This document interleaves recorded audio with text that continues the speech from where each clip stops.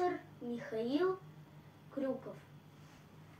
Произведение называется «Много языков на свете разных». Затолокин Даниил, 3 Г. Много языков на свете разных, выучить их все не смог бы я. Все они по-своему прекрасны, в каждом есть изюминка своя.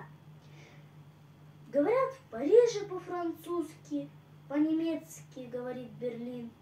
Мне же дорог мой привычный русский, для меня родной лишь он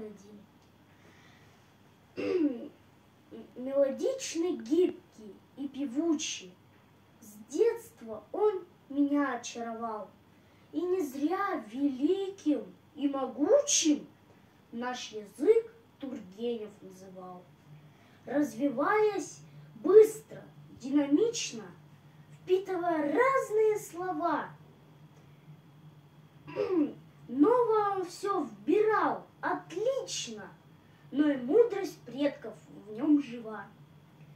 Но и только нашей русской речью можно Русь привольную воспеть.